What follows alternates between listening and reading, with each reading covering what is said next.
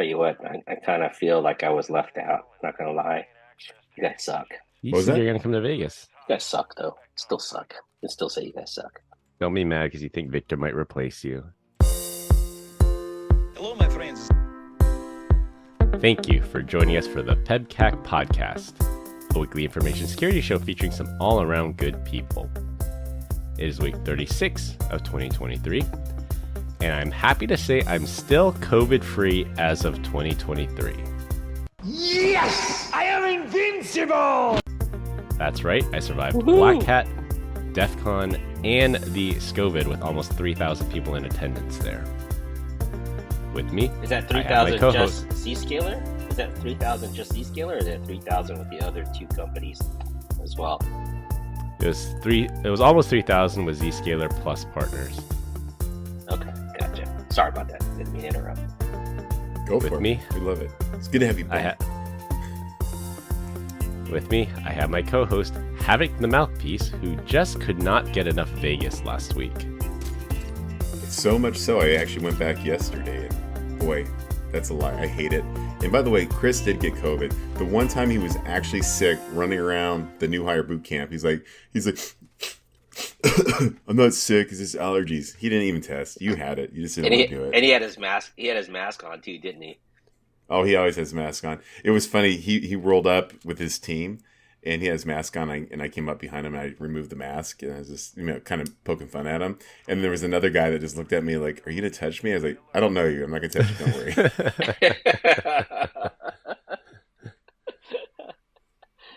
Maybe he wanted to be touched by you. He might have. Deep Who inside. doesn't want to be touched by the vanilla gorilla? That's right. I can name a could few use those hundred people. big palms on the back of my shoulders right now. There you go. It's a date, Glenn. Those meat claws. There you go. And we have the returning Glenn Medina back on the show this week. Welcome back. It's not because I didn't want to be on the show. Let's be very clear about that with our listeners. I was, of the last 2-3 weeks, I was not invited to come because you guys were recording live and could not make exceptions for me to be on. So just to the listeners out there, it's very unfair, but I get it. No problem whatsoever. We were I forgive you, recording Chris. live because you said you would be in town to record live with us, jerk. Exactly. At That's least Yeah. one of them. To be fair, you said you'd join us in Vegas to record live, and you didn't show. So that's not on us. Yeah. Business calls, Well, though, right? One of those events, I was incapacitated. Let's put it that way. I had a medical event that I had to attend to. Glad you're okay. Yeah, thank you. Appreciate that. No guests this week. We thought it'd be good just to have the three of us again. Through over 100 episodes, we've learned that it's too difficult to sync the show when some people are together, live, and some are remote. Combined, we have decades of information security experience here, not just to educate, but to entertain.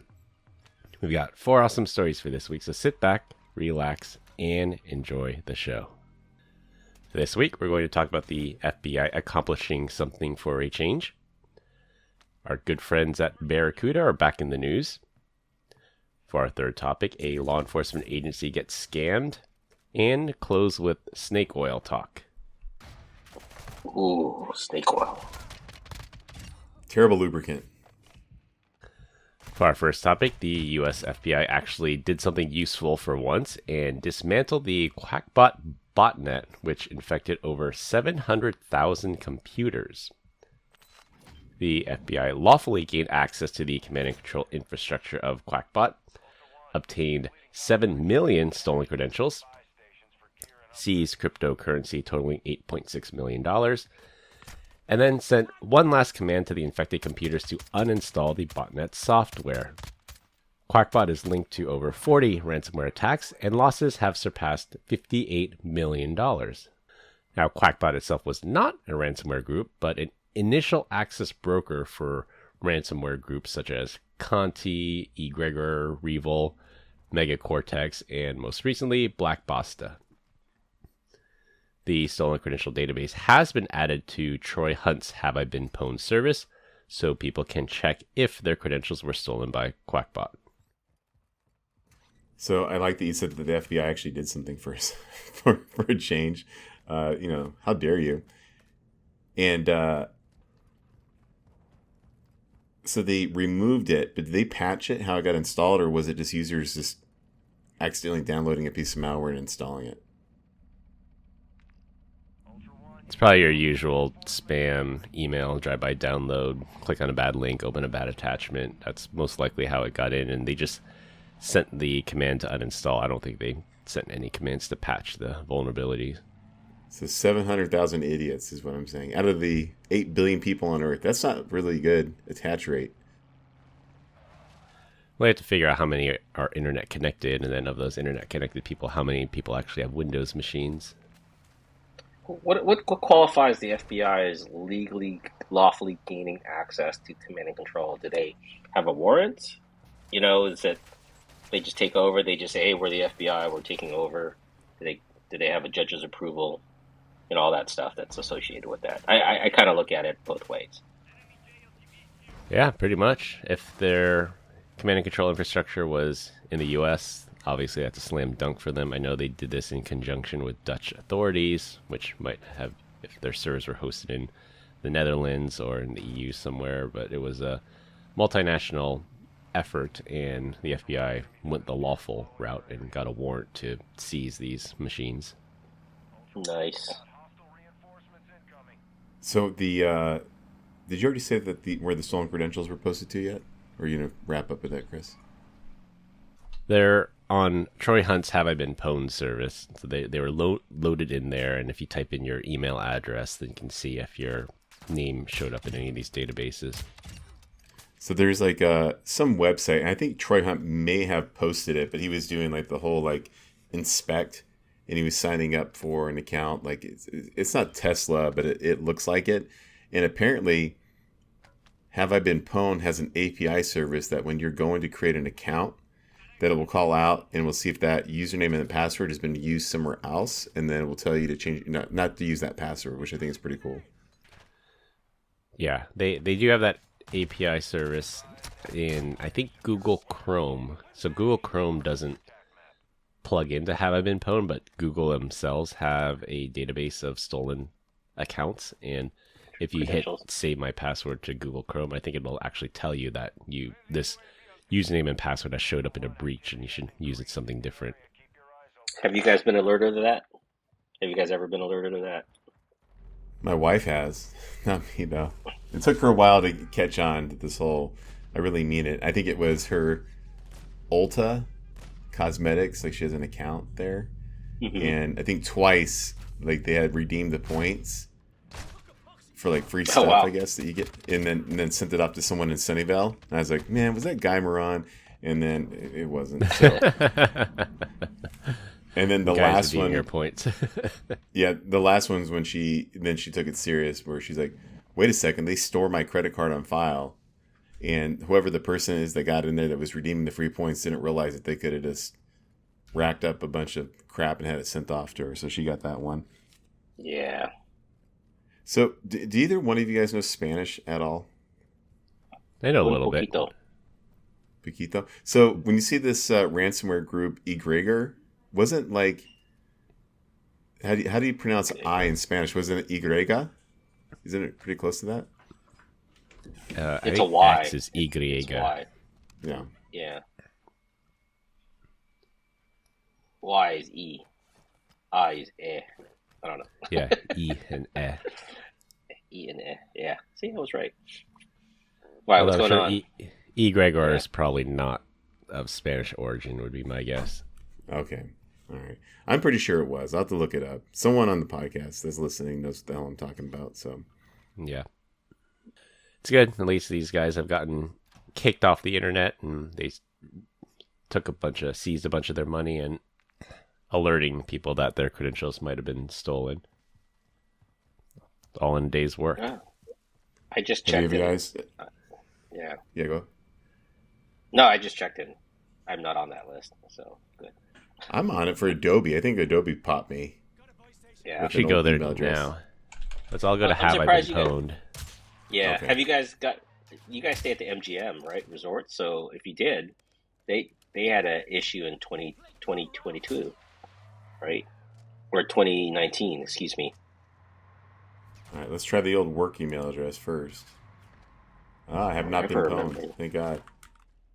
My personal email that I've used for a long time, I showed up in 35 data breaches and 4 pastes. Jeez. What a freaking loser, man. Idiot. Yeah. Did Some it sum of it these are up on you? related to cryptocurrency. I think there's no surprise there. LinkedIn. Yep, MGM. I show up here in 2 breaches in 2019 and 2022. All right, I got MGM as well. I got MySpace. See? Yep, Twitter. No Twitter for me for some reason. Yours doesn't say Ashley Madison? Definitely doesn't say. Let's try yours, smarty pants. I had Zynga, Box. I Yeah, had I'm on MGM. Zynga as well. Twitter. Yeah. Now my wife, on the other hand, has 27. Yeah, if it can happen to us, it can happen to anybody. That's Bitcoin right. Security Forum Gmail dump. She doesn't do any Bitcoin from what I understand. That's interesting. That you know of. That I know of, yeah. Hey, she's trying to hide some assets there away from prying eyes, Brian. I'm surprised That's this fine. doesn't have the military The event that OPM? happened with it. Yeah, the OPM, because I know this Yeah. email was covered in that. That's interesting. I wonder why they don't have that listed. Maybe they might not have loaded that particular database into Have I Been Pwned. Because they know. Or because of the sensitive nature of it, maybe. They didn't want Yeah. Troy Hunt Could having be. that information on a public database. Yeah. Yeah, Kind definitely of interesting. shit. Did you guys see the ad for a password vault company? As the first No. thing that's listed on that page. You guys don't see that? Nope. Probably because I have uBlock Origin. You don't see this? No. Nope. Oh, you have. I have uBlock Origin. Do I have uBlock Origin? No, it's not on. There you go. That's why. There you go. We gotta get that turned on. Yeah. That's an official recommendation by the Cool. FBI. Use an ad blocker so you don't get hit by these malicious advertisements. Ad. Yeah. Or have an enterprise browser. Or that. Looks like your enterprise browser still showed it. So. I didn't have it turned on. No, shut your mouth there. So how do you turn it on? Do you kiss its neck? Never mind. Oh, Brian. For our second topic, we revisit a topic we talked about a few months ago when Barracuda, the security vendor, notified customers that were using their email security gateway product that they basically had to throw them in a shredder and get new ones. They literally had to rip and replace hardware because software patches were insufficient. Some new research out of Mandiant, who was called in for the incident response for this particular breach, points to Chinese state actors being behind the attacks. The attackers disproportionately attacked U.S. state and local governments and were more targeted than opportunistic. It's also interesting to note that there is a precipitous increase in infections after the 0 day was discovered, but during the Chinese New Year holiday, there were literally 0 additional infections during that time. So, I wonder who was behind these attacks. You know, even Batman has to take his cape off every once in a while, so I get it. What? Do you guys ever wonder why the U.S. government is using Barracuda for their protections? It's like I can think of like 5 other companies ahead of them in line to use for security. I don't know if it was the U.S. federal government, but state and local. So they said local government, cities, tribes, those types of probably a lot smaller. Where Barracuda plays more in the SMB space. See, I think this is like a spy versus spy thing. I think they were like, man, sales are pretty crappy. How about we just infect ourselves with some really bad stuff, and then we'll use this as an upsell opportunity. Like, You get a free device, or you get the newer, better one, right? Just kind of a forced refresh. What do you guys think? Well, that's the theory around endpoint AV, right? So the guys that are doing the protections are also the guys that are creating the malware. I did not know that. Don't make that face. It looked like you just had a stroke, Glenn. Sorry. Once the holiday was over, infections started ticking back up again. To make matters worse, the US FBI still says fully patched devices are still vulnerable to attack. Time to look for another email security gateway vendor. Even for already patched devices, it's estimated that 5% of all Barracuda email security gateway appliances have been compromised. So what's 5% of 100 devices? How many do you think they're actually out there? 5 customers. Man, They're all in we say Seattle. that jokingly, man. They were in every single airport for like decades. Yeah. As soon as you get off the jetway. By the way, Yeah. so every once in a while I do fly, as you guys may know. But do you guys ever see the people that are in the wheelchairs? No. Where? On Like the airports? Yeah, at the airport, like the pre-board people that are on wheelchairs. Oh, yeah. Okay. Yeah. Do you I guys don't know ever where this see is going, but okay. Do you guys ever see the miraculous event that happens once they get down the jetway? They stand up and just walk to their seat. Oh, yeah. So I was like, the other day, I forget where I was going, but there must have been like 30 wheelchairs like just lined up. And so they got on, and I jokingly told the flight attendant, I was like, you see all these miracles happening? And she goes, oh, it's called Jetway Jesus. People just start to rise and walk themselves.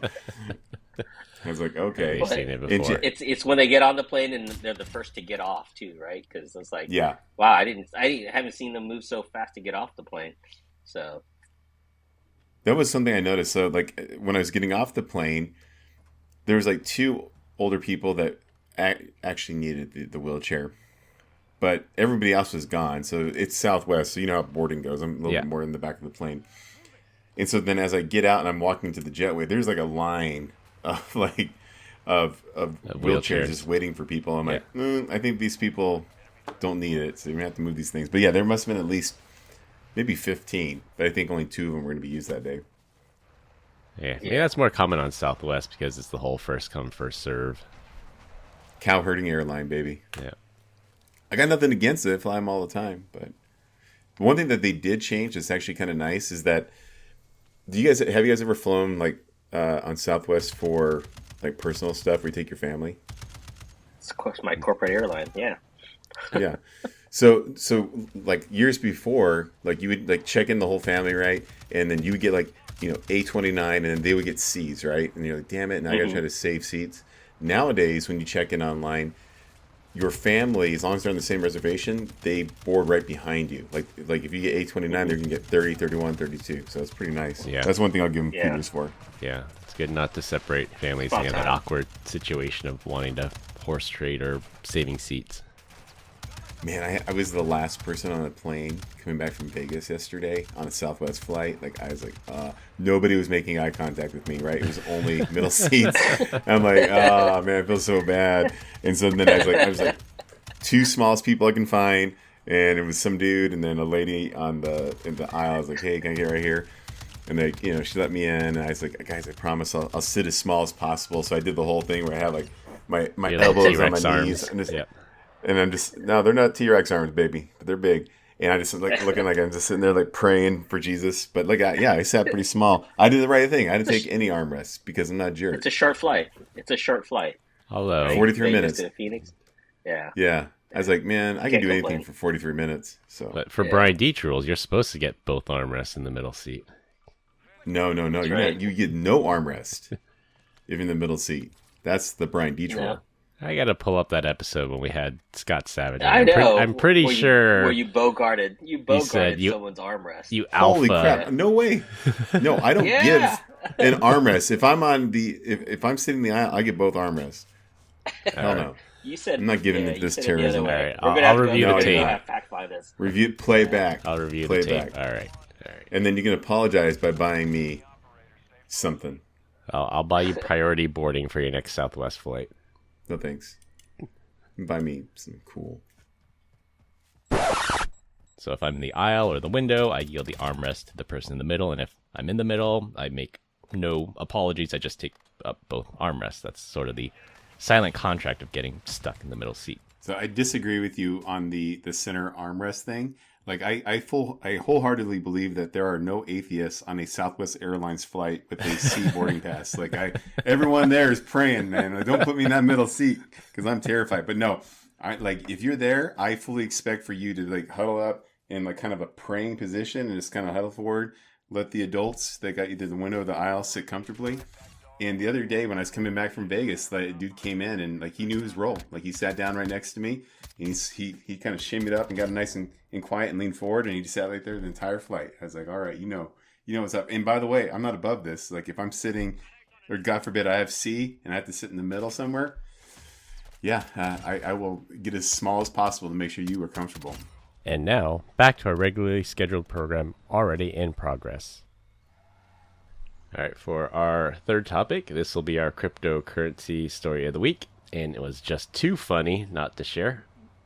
Back in May of this year, the DEA, that's the U.S. Drug Enforcement Agency, seized over $500,000 in Tether cryptocurrency from 2 Binance accounts, suspected to be linked to the narcotics trade.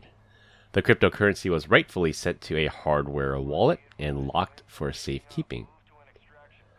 Meanwhile, a scammer had been watching the blockchain and noticed when the DEA sent a test transaction of about $50 in Tether cryptocurrency to the U.S. Marshals Service. So the U.S. Marshals Service holds the cryptocurrency that's in custody that's been seized. So even though the DEA seized it, the U.S. Marshals actually hold on to it. So it's part of the standard forfeiture process. Are they like a hodl? Like they're the hodl. Inflation. All right. The scammer quickly set up a cryptocurrency address that matched the first 5 and last 4 characters of the Marshals account. So you can go online. There's these services. You can generate wallets that look really, really similar, but not the same because each wallet is unique. But if you can get at least the first couple and the last couple characters to match, they look similar at a quick glance. Nice. I love that. The scammer sent a small transaction to the DEA account, so it looked like the test payment made it to the Marshals. The idea here is basically to trick the DEA into thinking the scammer's address was actually the correct U.S. Marshals address. As you may know, cryptocurrency addresses are really long that people just usually copy and paste them instead of typing them in each time. Well, the scammer got lucky since the DEA sent $55,000 in Tether cryptocurrency to the fake U.S. Marshals address, and the scammer quickly withdrew the money before the DEA could figure out what had happened.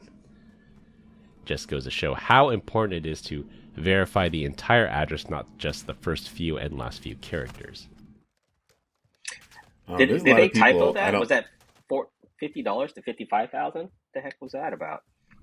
So they sent a test transaction for $50 just to make sure it went through, and they're like, "Yep, everything looks good. Okay. Send us the rest of the money." Wow. And they sent $55,000 to the wrong address. Wow. I'm just gonna say this: like, I don't mind messing around with people here and there. U.S. Marshals Office, DEA, not one of them though. I don't know that. Yeah. Like, I want to try to scam someone out of $55,000 just to have those guys trying to knock on my door. No thanks, I'll pass. As long as you're in a non-extradition country, like you're in Russia or China, you probably are fine. But if you are in the U.S. or an extradition-friendly country, you're going to have a bad time scamming 2 U.S. federal agencies like that. I don't know about the whole point of blockchain. Yeah. Go ahead, Brian. You know, you say that, but like Western Alliance Bank, I think they would send someone into Russia to kill you. Like, they'll do it for $5 just as a point of emphasis. They probably have goons over there right now. Maybe. Yeah. I thought the whole point of blockchain was that you could not see all the transactions that were going through, that they got mixed up as they went through the block, right? So maybe I'm missing something here, or maybe I don't totally understand how blockchain was used or was being watched. Well, that is the entire point of the blockchain, is that every record is public. It's a public ledger, so you can see every single transaction that's ever happened on the blockchain. But isn't there a series of blockchains? Is that the whole point of it, though? Right? Yeah. Again, maybe I'll have to go back and read up on it. But I'm a little confused on this one. So you can monitor the blockchain and look at all the transactions that have ever occurred, or the transactions that are happening now. You can see which address sent, or which wallet sent how much cryptocurrency to another wallet. Everything is public. They're like Monero and Zcash. They try to conceal it a little bit. It's still a public ledger at the end of the day, but it's harder to figure out who has which wallet. So there's a little bit more privacy there. But for Bitcoin, Ether, Tether, all these things, it's pseudo-anonymous because you get the wallet, but then now you have to link that wallet to a person. Gotcha. And I think the marshals have a lead because of the accounts that were used, like the sender, and we know who the sender is, but the receiver, they're not quite sure who that is. But there was a Binance account that paid the what are called gas fees, which are the fees you have to pay the Ethereum network to move things around. That was a registered Binance account. That Binance account was registered to a Gmail address, and Google is a US company, so the marshals have subpoena power. They can see who owns those Gmail accounts, so they think they might be able to trace who did it that way. I bet you it's an insider. It's somebody that works for one of those two. The DEA, yeah. Yeah. Imagine the guy that just copied and pasted that transaction and says, "Okay, let it go." Do you think he still has a job, or is he protected by being a government employee? I think being really stupid is part of the job for being a government employee. So it's on par. It's on par. Not surprised. Yeah, not surprised. But that's messed up. There's a lot of smart people there that want to do well. So actually, they don't want to do well. They want to do good. I always say that, like, you're not doing good. Superman does good. You're doing well. But if you're part of the DEA or the U.S. Marshals, you are trying to do good. Nice recovery there, Brian. Yep, good recovery. Yeah, but even these U.S. federal agencies are not immune to these very basic types of attacks of basically wallet impersonation. Yeah, and we'll see. They might try to get this guy and then he'll get his door kicked in, or if he's in another country, they might ban the person and they just disappear until they get their money back. Yeah. Or chalk it up to a loss. It's $55,000 out of a $500,000 seizure. But someone in there has to write the register of where that $55,000 loss, right? I mean, you can't just let that escape. The government doesn't do that. They count down to the penny. Yeah, unless you're in the Pentagon, then there's trillions in untraceable money. They don't know where it went. Yeah. For our last topic, and it will be a rotating topic every week.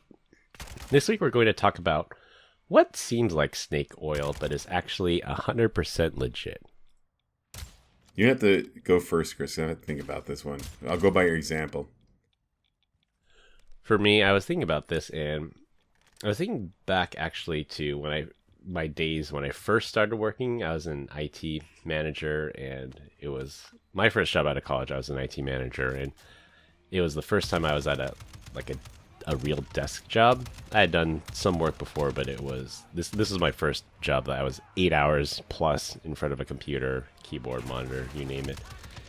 And then my work hired these people to come in to look at how your desk was set up, and if you needed a document holder, if you needed a monitor stand and all this. And I thought, this is just this is just a huge scam that, certain OSHA requirements require these people to be here, and this isn't actually going to work. But then it actually did, and I don't want to say it was life-changing, but it made me think differently for sure. So my first desk job, I was having horrible neck, back, and shoulder pain, and I didn't know where it was coming from because I was exercising at the time too. But then they came in, they looked at my space, and they said, "Oh, this is set up all wrong. Like your keyboard's too far, you're sitting too low, your monitor's too low. This is very likely why you're having neck, shoulder, and back pain. And then they set up my space, so I'd raise my monitor because I guess I was looking down all the time at my monitor, so they raised it up so it's at eye level. And then they fixed my keyboard. They gave me a keyboard tray. So do you guys remember Mavis Beacon Teaches Typing? Was that before or after your time? Okay, so you remember that. No, I remember typewriters before me. So. I remember Mavis Beacon Teaches Typing. It, like the very first thing, even before you started to learn typing, it would show you like this is the proper way. Sit up straight, hands at your waist, fingers curled, eyes. Your monitor should be here, and I never paid attention to that because we did this in middle school, but it's actually correct that your keyboard should be at that level. It should be this distance from you. You should be sitting in this position with your feet, touching the ground. And if not, you need a foot stand. So they came in, they fixed my workspace, and that actually tremendously helped. Like it changed my life for the better, not having that pain anymore. And then not only was my first job out of college a desk job, but I was also online gaming at that point. So I'd sit at work in front of the computer for 8 hours, and I'd go home and play online games for another 8 hours. So you think of 16 hours a day in very poor posture, and then changing that to the correct posture was definitely an improvement in my life. So I now fully believe in all those workspace efficiency people. They're actually there to help you, and it's not just a huge scam. So do you believe in the split keyboards? Yeah. Go ahead, Brian. I said, once again, just proving that we can't believe that Chris not only is not a virgin, he's also married. 8 hours a day gaming.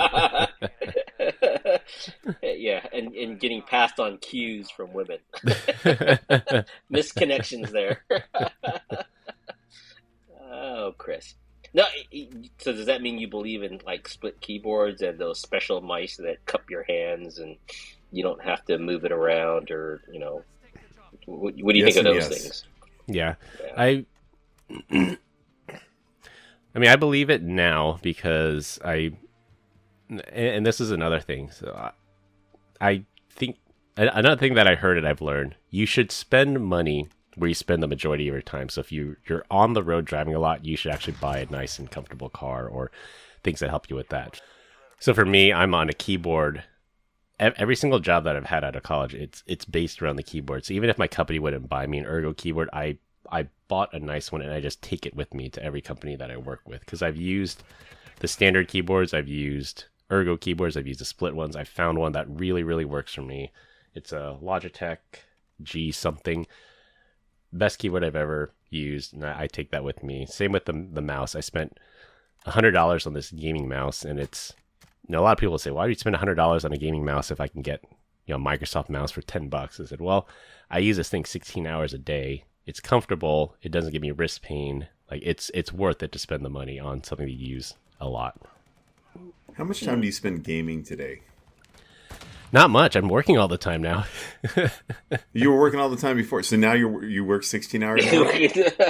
Is that so hard to believe, Brian? I mean, Grace, if you're listening, give us a call and validate this. Can you help us validate this? I mean, he did marry a woman that is kind of into gaming, right? She at least works for a gaming company, so I guess your alibi is being validated here. Yeah. Could explain why I have a crick in my neck right now. I've had it for the last 5 days, and maybe it's my posture.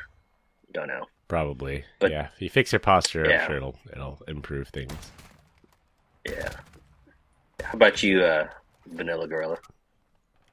So there's one that I was super skeptical of, and it was I'll start actually with foam rollers, right? Like I remember looking at that, I'm like, that's stupid. Like that doesn't do anything. I use a foam roller every single day of my life. I love that thing. It really helps like break up the fascia. You'll have to explain We'll call it what this lactic foam acid, roller but- is to our listeners. Yeah, it's this big old hard piece of foam that you just sit on or lay on and roll around like a damn grizzly bear trying to scratch your back. I mean, that's one position I do, but yeah, it's good for like for your legs and glutes. Like, yeah, can't live without that. And sometimes, shoot, I'll do it 2-3 times a day. And then I learned about that because I actually had herniated 2 discs while doing stupid lifting of some nature. Don't do deadlifts, anyone. I think it's dumb, unless you're a paid athlete. Anyways, the other one would be related to that.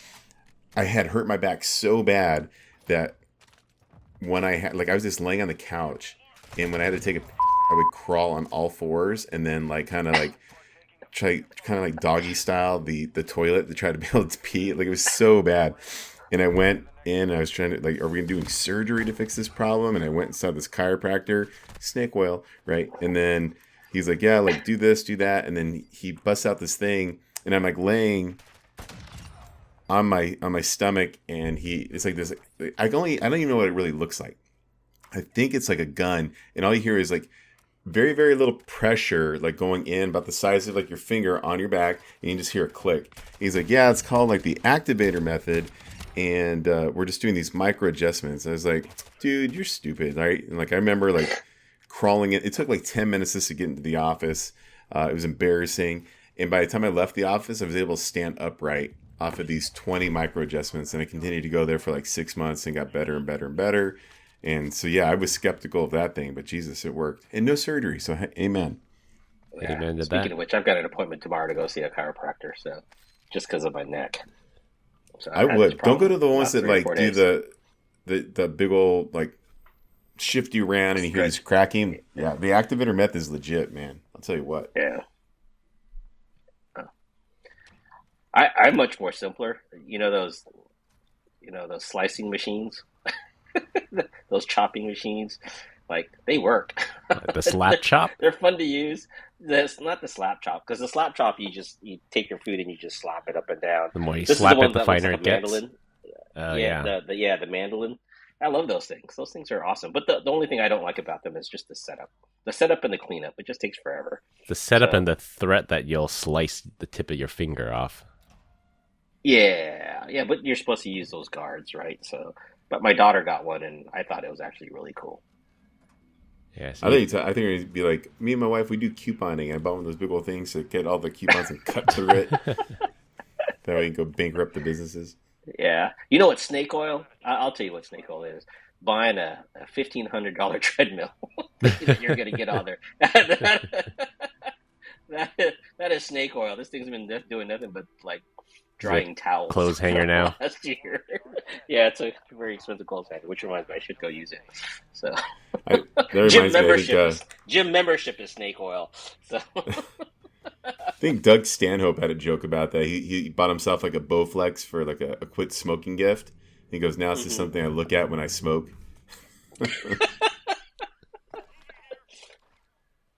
Yeah, well, I'll go for one more. Another thing, I don't think it was necessarily snake oil, but I wasn't a believer. I'll say that. So a number of years ago, I did the whole P90X thing, and with P90X, the thought was you work out 90 minutes a day for 5 days a week or something, and you're guaranteed to get super fit. And each day does a different muscle group, and they alternate certain muscle groups. So you can blow out one muscle group, and then you can still work out the next day. And I remember one of the days was yoga. So I said, okay, well, I'm doing hardcore chest, back, legs, all that. And I'm like, why would I do yoga? That seems like a step back from things. And then I think my wife, she was my girlfriend at the time, she encouraged me to do it. I was like, I should try it. And I thought this is something that soccer moms do. Well, why would I do yoga? So I'm like, all right, fine. I'll give it a try. And then I tried it once. I'm like, oh, wow, this is actually really, really intense. And this is actually a decent workout, just as intense as chest and back day or leg day. So I'm a firm believer that yoga is actually a legitimate form of exercise. So you can see Chris now on Friday mornings doing hot yoga with rocks at the local gym. I actually did hot yoga with Grace, and I had a legit sweat stain on the back of my shirt by the end. I was soaked. Well, yeah, because you're in a sauna. You should be soaked. It's hot yoga. Yeah. The room is 90 plus degrees, right? Or yeah, I think it's almost 100 degrees. 100 something. Sauna. Yeah. Yes. You were just sweating just sitting inside there. Yeah. Do you have a terrible case of the old bat wings as well? Batwings. Batwings. What's up? You don't know what bat wings are? Batwing. No. I'm not going to say it on the podcast, but there's people legitimately laughing right now. You got to Google that one yourself. I'll tell you what, you should have bat wings anytime you're in Arizona or anywhere humid. You'll have bat wings all the time. All right, I'll have to look that one up on Urban Dictionary. Actually, I'll send you a picture of my bat wings too. All right. What is that? Okay, this went downhill real quick. Yeah, you know I'm gonna have to edit this Sorry to entire interrupt. segment out. You can leave the bat wings in there. So just can't say guess what it is. Yeah. All right. Well, we continue to get great comments about our dad joke of the week. Dad joke of the week. This week, Brian's up. You guys will never believe this one. My wife said she wanted a divorce the other day because I was too un-American. I'm shocked. I heard. I saw it coming a kilometer away. Wah, wah, wah. That would never be true. All right, to wrap things up, the FBI did something useful for a change. Barracuda email appliances are still not safe. The DEA gets scammed out of crypto. And good posture is more important than you think. That's all I have for this week. We hope you enjoyed this week's episode. You can find us all on LinkedIn. Links will be in the description. Follow us on Instagram at PEBCAK Podcast. Thank you to all our listeners and subscribers who rated us 5 stars in the iTunes Store and Spotify and left us a review. We appreciate you all spreading the word to help grow the show. The best way to find us is to search for the PEBCAK Podcast on your favorite podcast listening app. My co-hosts Brian Deach and Glenn Medina. I'm Chris Lloyd. Thanks for listening. We'll see you all next week, and as always, have a nice day. Bye, Bye, Felicia. Felicia. Beach. Have a nice day.